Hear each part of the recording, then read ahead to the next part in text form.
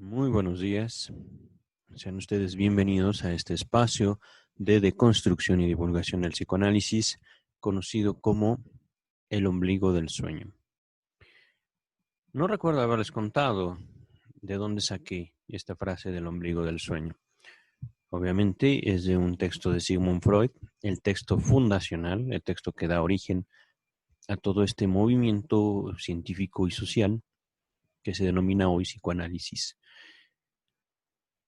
Debo tener por aquí el texto, que si me permiten, en un momento más, se los voy a compartir. Y ah, es impresionante cómo uno no se da cuenta hasta qué punto llega a ser afectado por las cosas que ocurren, ¿no? Por incluso sueños, algo tan cotidiano que parecería normal, ¿no? Usual, pero cada uno de nosotros va teniendo, digamos, respuesta ante aquello que acontece. Y uno de esos acontecimientos, muy cotidiano, pero también muy importante, son los sueños. Este texto de la interpretación de los sueños, no sé si ustedes lo hayan leído, es un texto difícil, largo, son más de 1000 páginas, recuerdo. Y digo, no es del tamaño de la Biblia, pero es un texto que hay que, digamos, leer con mucha paciencia y con mucho cariño.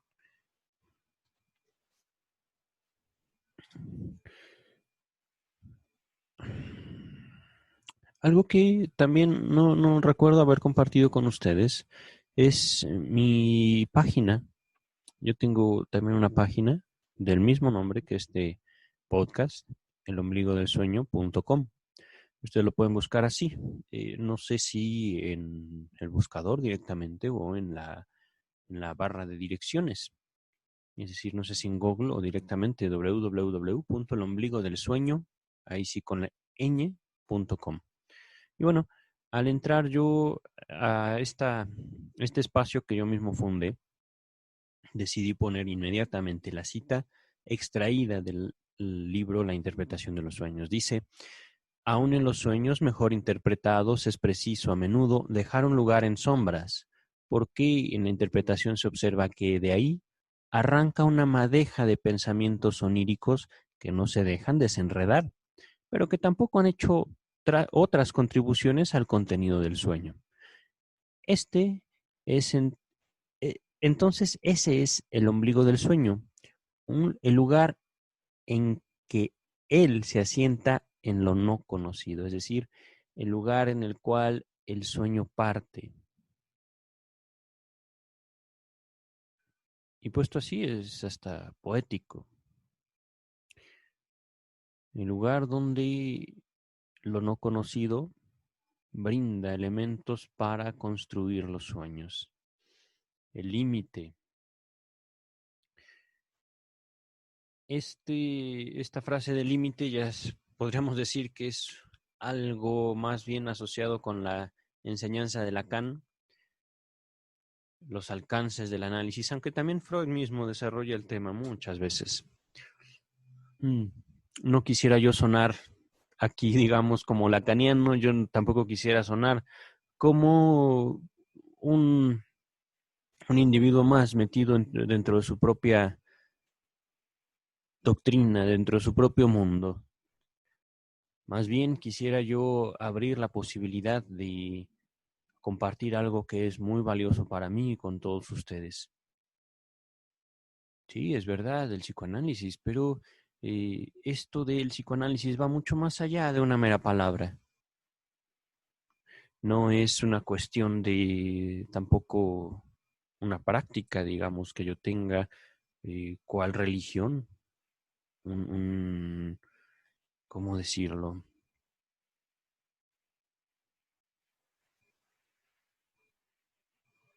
¿Un ritual? No, no, tampoco. ¿Qué tal esto? Algo que se asocia mucho con el psicoanálisis en las universidades son ensalmos, son como frases. Y para los universitarios eso es el psicoanálisis. Igual comparándolo con la religión, ¿no? Es una especie de rezo, bla, bla, bla, bla, complejo de Edipo, bla, bla, bla, bla.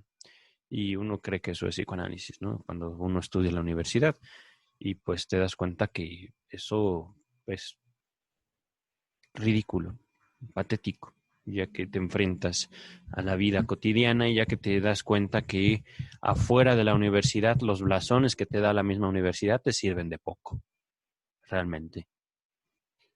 Si tal vez tú me estás escuchando desde un lugar que no es México, tal vez esta frase de que los blasones que da la universidad no cheque contigo, no sea algo que pueda representar tu realidad. Y eso está bien. Digo, después de todo, el mundo se compone de distintas realidades, también de distintas sociedades, incluso entre seres humanos. Aquí en México yo podría decirte que la situación es compleja y al mismo tiempo es muy simple. La situación social, yo creo que la escuela le sirve a uno más para presumir que para buscar trabajo aquí en México. Eh, si yo hiciera una acusación de que las instituciones son fallidas, no quiero que se entienda con que el gobierno no sirve. Realmente creo yo que el gobierno de México hace lo que puede con lo que tiene y también con la población, que no somos un pueblo, digamos, tranquilo. No somos un pueblo inteligente incluso. Y no estoy tachando tampoco a la gran mayoría de los mexicanos como tontos. No, no, no, no, no. Cuando yo digo que no somos un pueblo inteligente, es que realmente no buscamos más allá de lo que nos presentan. Más bien diría que el pueblo de México es un pueblo crédulo. Crédulo para con, digámoslo así, la gente que quiere. No quisiera yo desviarme tampoco y entrar en un bla, bla, bla, en un monólogo al respecto de la sociedad que me ha visto crecer, que yo también he visto desarrollarse de muchas formas y de la cual yo participo. Yo he querido, digamos, dedicar todo este podcast, es decir, todo este programa, todo este conjunto de programas, para eso lo llamo podcast, a la naturaleza sexual del ser humano, por supuesto, según la concepción del psicoanálisis. Hasta este momento he compartido con ustedes una serie de programas. El primero que fue de presentación, si mal no recuerdo, el segundo fue sobre sexualidad infantil, sexualidad humana, y el tercero fue al respecto de la sexualidad y la palabra. Si no los han escuchado, por supuesto que les invito a escucharlos. Ha sido una experiencia muy placentera para mí el haber trabajado para esos podcasts, el haber trabajado y el haber grabado aquellos podcasts. Me emocioné, realmente me emocioné.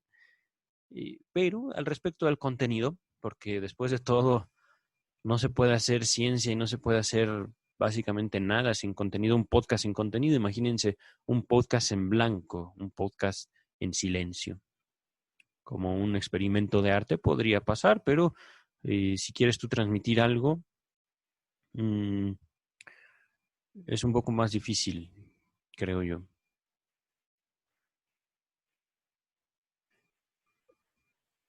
Y bueno, al yo querer, digamos, enfilar el empeño de estos podcasts para transmitirles algo y dejarles algo sobre la naturaleza humana conforme a la disciplina del psicoanálisis, es que me he querido justamente dedicar a hablarles sobre la relación de la sexualidad humana con el psicoanálisis.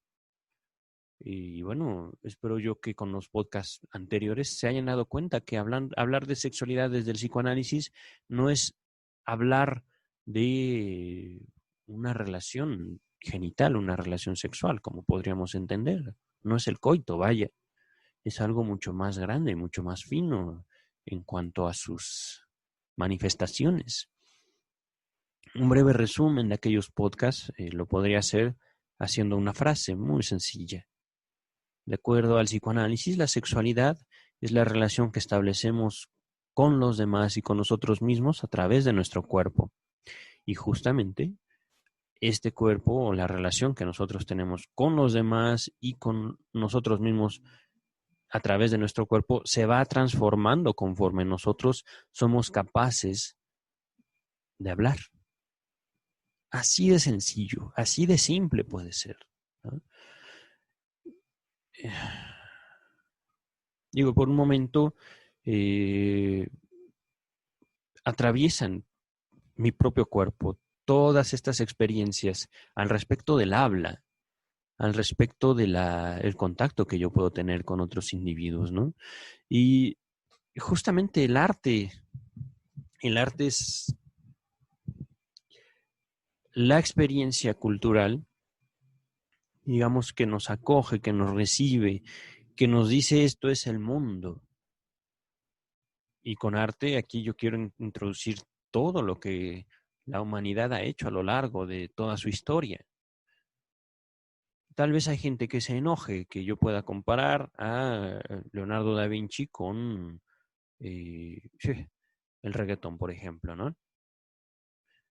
Digo, son después de todo dos géneros de arte, dos manifestaciones culturales radicalmente diversas y aún así, ¿cómo hacen impacto en la vida de todos y cada uno de nosotros? Eso ya depende de cada uno de nosotros. No podemos generalizar que exista un solo ser humano y que ese solo ser humano reaccione igual ante los mismos estímulos, ante las mismas experiencias, ante las mismas producciones que la misma humanidad ha hecho a lo largo de su historia. Ah, suspiro porque no quisiera yo elevar demasiado, digámoslo así, el nivel del contenido, el nivel de mi lenguaje mismo. Quisiera yo permanecer en un nivel comprensible para todos ustedes. Quisiera yo, digamos, no abusar o no forzarlos a abusar de su contacto con Google para saber qué es lo que estoy diciendo. Lo que estoy diciendo, en pocas y breves palabras, es que estamos vivos, todos y cada uno de nosotros, y que la vida para cada uno de nosotros tiene un valor distinto. Eso es todo. Eso es todo. Es esta variedad, digamos, de los valores que puede tornar la vida para cada uno de nosotros. Lo que quiero decir con que Da Vinci puede ser una manifestación tan artística como el reggaetón. ¿Por qué? Porque nos hacen sentir cosas. Desde lo más sublime hasta lo más repugnante. Y aquí no quiero yo ahondar mucho en cuanto al el contenido del reggaetón. Realmente yo no lo conozco, les soy muy sincero. Sí he escuchado a lo mucho tal vez 10 canciones de reggaetón a lo largo de estos años, tal vez 2, 3 años, será demasiado. Y las habré escuchado una vez, dos a lo mucho. Aún aquella canción de Despacito, no la escuché ni 5 veces. Puede ser que ustedes sí, puede ser que la misma experiencia de vida que hayan tenido les haya obligado a escuchar Despacito, pum, pum, pum, pum, pum, y ya los tenía hartos, ¿no? Pero ese es justamente también parte de la experiencia humana, estar harto de algo, de lo que sea. Y ustedes pueden decir, qué asco, si esto es la experiencia humana, yo no la quiero. Bueno, pues no la, no la reciban, continúen ustedes su vida lo más tranquilo posible lo más tranquilo que les sea posible a cada uno de ustedes. Lo cierto es que eh, por mucho que ustedes se empeñen en, digamos, negar la naturaleza cambiante y a veces displacentera de la vida, yo más bien creo que eso nos va a alcanzar a todos. Eventualmente viviremos experiencias hermosas y experiencias terribles. Eventualmente. Yo creo que algo que también es importantísimo considerar como una posibilidad de la vida sexual humana es justamente nuestra relación con la muerte. Y no estoy hablando únicamente de necrofilia. Hay gente que se excita sexualmente con cadáveres, con la idea. Pero no es eso de lo que yo les quiero hablar, no es eso. Digámoslo, eso es como lo más grosero que ustedes podrían llegar a escuchar al respecto de la relación entre la sexualidad y la muerte. No, no es eso. Se trata más bien del impacto emocional que nos puede causar la muerte. Recordemos, para el psicoanálisis, sexualidad no es sexo como tal. El sexo es simplemente lo más llamativo, lo que todos podríamos asociar inmediatamente con la palabra sexo. Pero si hacemos eso, dejamos atrás nuestras emociones, dejamos a un lado lo que nos hace humanos, a todos y cada uno de nosotros. Entonces, retomando una vez más, sexualidad y muerte. O si ustedes gustan, vamos a rebajar un poquito el impacto de esta relación, sexualidad y dolor. La relación que nosotros establecemos a través de nuestro cuerpo y nuestra palabra, que tiene que ver con la muerte y con el dolor.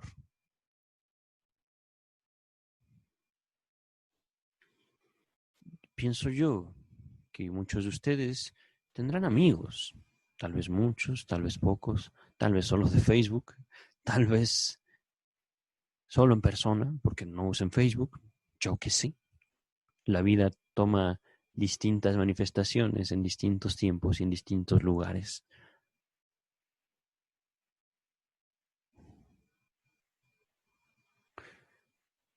El hecho de tener que decirle adiós a un amigo puede ser la experiencia más desgarradora que un ser humano pueda experimentar. O incluso, vamos a suponer que no tengas tú amigos, seres humanos, pero que tengas amigos animales. Que hagas de tu perro tu mejor amigo.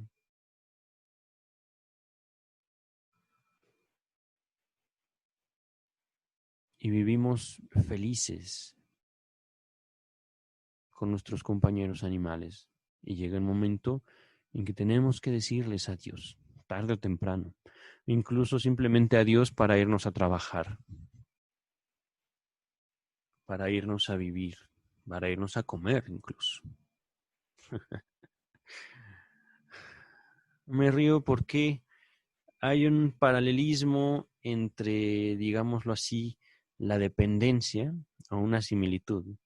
La dependencia que puede manifestar un animalito y un bebé. Un bebé que ya tiene la posibilidad de emitir palabras. ¿Nunca le preguntaron ustedes a sus padres, por ejemplo, por qué tienen que ir ellos a trabajar? ¿Por qué no se pueden quedar a jugar todo el día con ustedes? Cuando somos pequeños añoramos el fin de semana porque es el momento en el que papá o mamá pueden estar libres y podemos nosotros estar con ellos más tiempo del que usualmente podemos compartir. Decir adiós puede ser algo tan complicado, imposible para mucha gente, que esa gente preferiría arrancarse un brazo antes que decir adiós.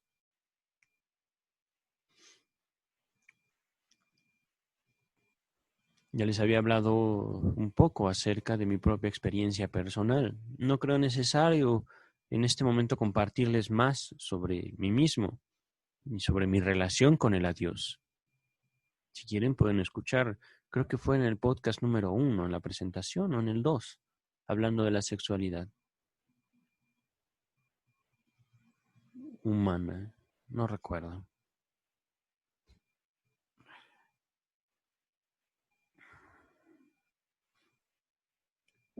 Y cuando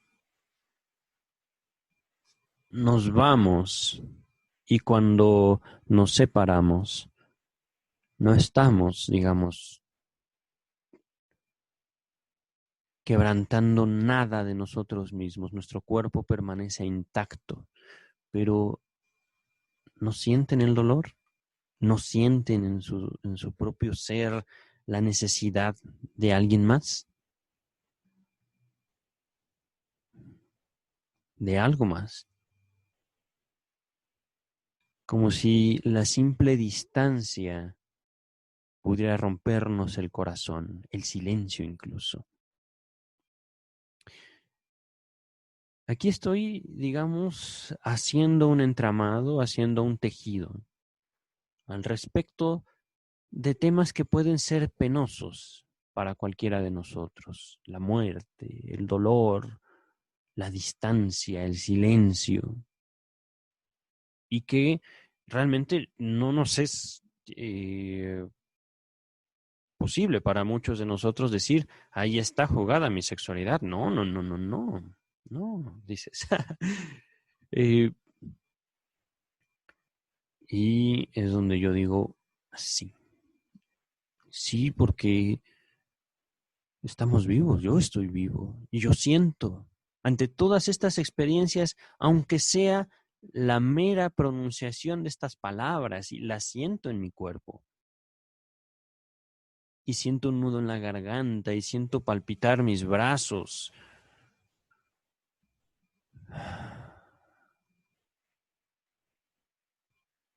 Mi corazón.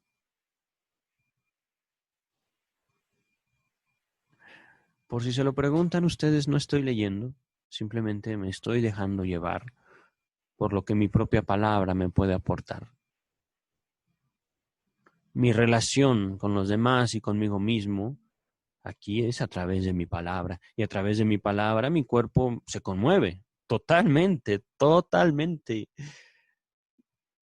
No sé, yo no sé qué estén ustedes vivenciando con estas palabras mías, pero al menos yo, mientras estoy evocando todo esto que se ha dado en mí gracias al psicoanálisis, estoy como a la expectativa, digamos, como hasta cierto punto como soñando. Me siento hasta cierto punto también como en una sesión de análisis en este mismo momento. Si quieren saber más acerca de la diferencia entre la psicología y el psicoanálisis, escuchen los podcasts pasados para que comprendan un poquito más de lo que estoy experimentando en este momento. Simplemente mi palabra me lleva, simplemente mi propio ser me lleva. Aquí importa poco todo lo que la psicología o la psiquiatría podría considerar es una enfermedad mental. En este momento, para mí, es más importante lo que yo tengo que decir al respecto de mí mismo, al respecto de la vida, al respecto del amor, al respecto de la muerte, el silencio y el dolor, que todo, incluso que la obra de Sigmund Freud. Hasta este momento solo he hablado de lo inconsciente, solo he hablado tal vez de complejo de Edipo como palabras, y eso son al final palabras nada más, pero palabras que para mucha gente toma un significado y un valor distinto dependiendo de su propia experiencia de vida. Y es aquí donde también, digamos, eh, tratando de nivelar, digamos, la com complejidad de mi propio lenguaje, puedo yo empezar como a vislumbrar, como a ver, entrever un terreno seguro.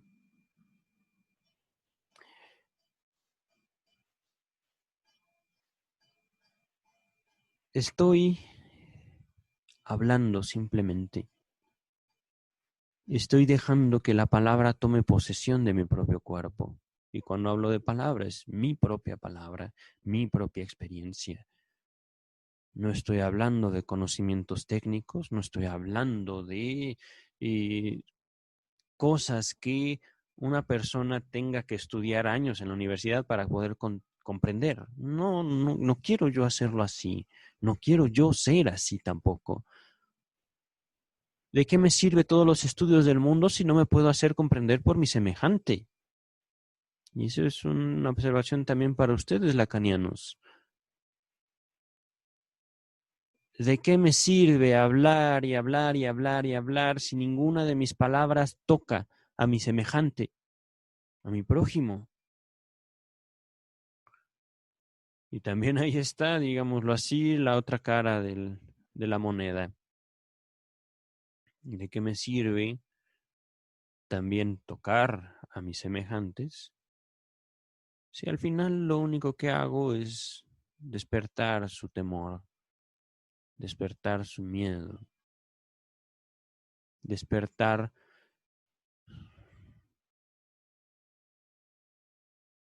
su impotencia ante la vida? Y ahí es una cachetada con guante blanco a mí mismo. Ciertamente yo no quisiera transmitirles esperanza. Yo no. Yo no soy religioso. Y es que también la esperanza, yo quiero mostrárselas como algo que ustedes construyen, como una posibilidad de ustedes y solo de ustedes. Podremos señalar a la religión como la culpable de levantar falsas esperanzas entre la gente, pero la gente quiere creer eso. Ustedes podrían creer eso, las esperanzas que yo o cualquier persona les pudieran ofrecer. Por eso que no es mi intención decirles, les voy a dar paz. No, no. Tampoco les voy a dar guerra. No.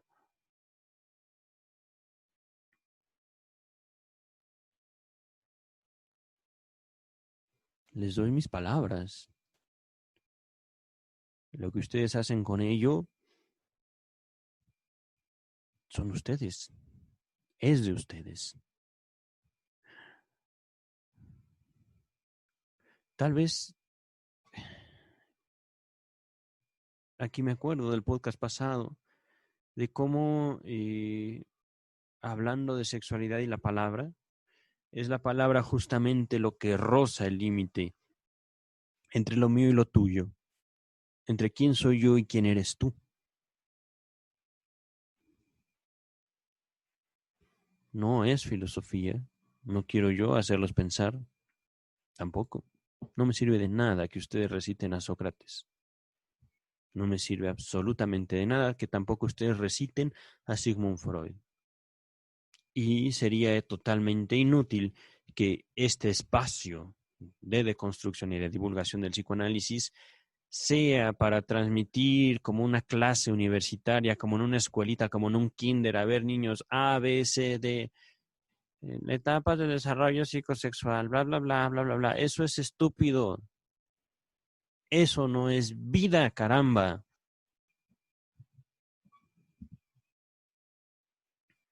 Eso es la academia.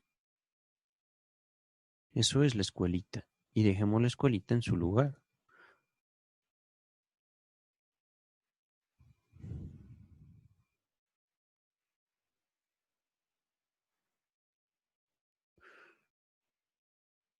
Hay en este momento en mí un sinnúmero de emociones, entre la frustración, entre la ira, entre también la alegría de poder platicar esto, de poder compartirles esto.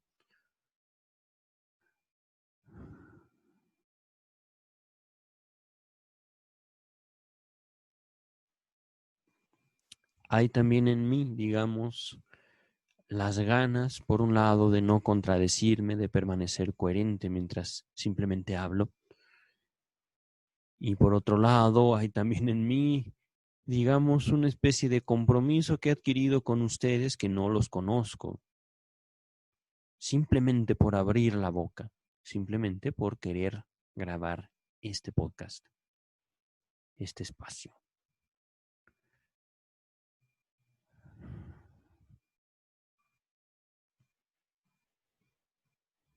Quisiera yo distinguirme de toda esa masa de individuos que tienen cuentas de Twitter simplemente para, bueno,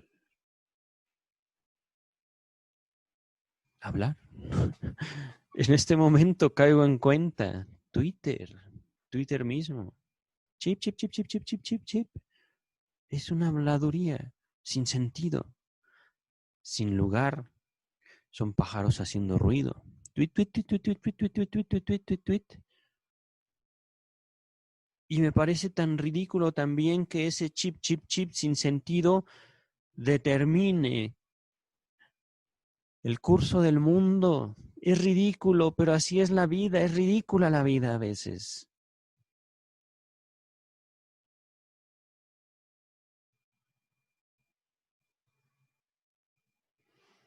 Descontextualizando, linchando virtualmente, amenazando, indignándose, rescatando el mundo por clics, por tweets, por likes. Es ridículo, pero es lo que es. Funciona.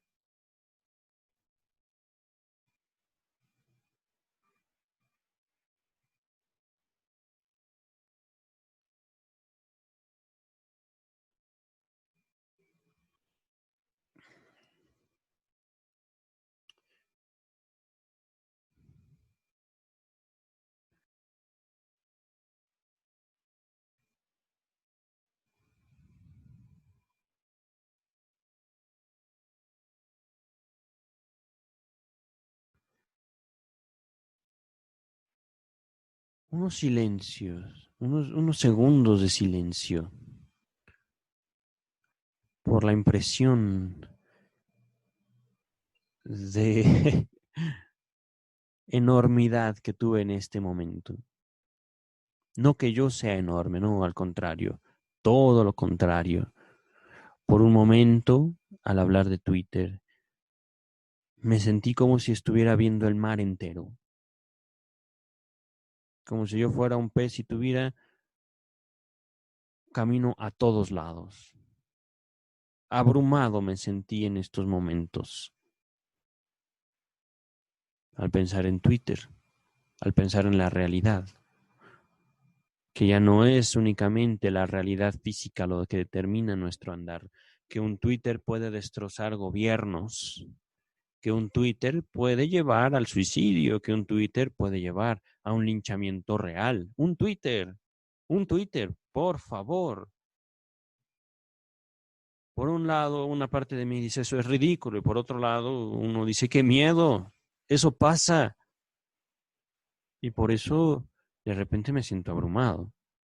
De repente yo como individuo, yo como persona me siento en un caos único.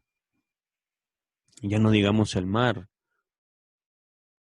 como si nosotros como individuos, como seres humanos estemos, como si yo esté contemplando todo el caos del universo, estrellas naciendo y muriendo, planetas chocando,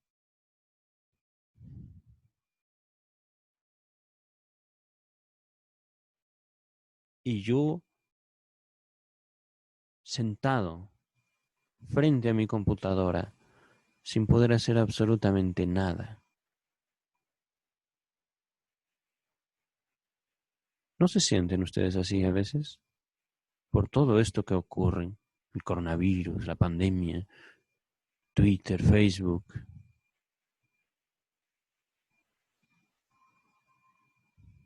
¿Qué va a ocurrir con el mundo? Nadie lo sabe. Nadie se atreve a decirlo después del coronavirus. No lo sabemos. Lo que esperamos es al menos sostener nuestra civilización. Lo que tanto trabajo nos ha costado, tantos sacrificios hemos hecho por poder escuchar este podcast, por poder grabar este podcast. Queremos eso y de ser posible un poco más. Nuestro alimento diario, cobijo, techo, escuela, internet. Cuando digo internet y me río es justamente porque me doy cuenta de cómo lo poco que yo quisiera del mundo, un chocolate, un vaso de agua, ya me conecta con ese caos. Ya soy parte de algo más.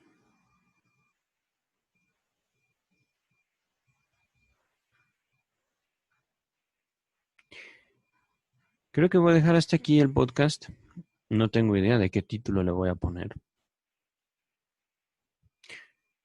Pienso yo que tiene que ver con, por supuesto, la sexualidad. Y tiene que ver con este sentimiento de lo enorme, de lo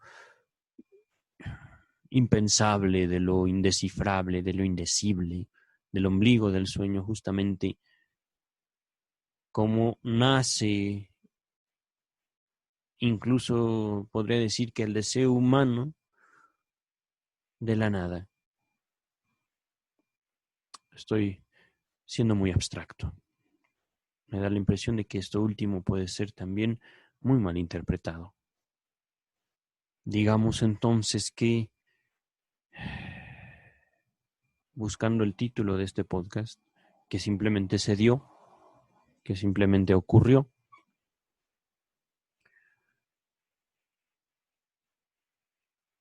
la sexualidad de lo espontáneo. Cuídense mucho. Los veo la semana que viene. O bueno, les hablo la semana que viene.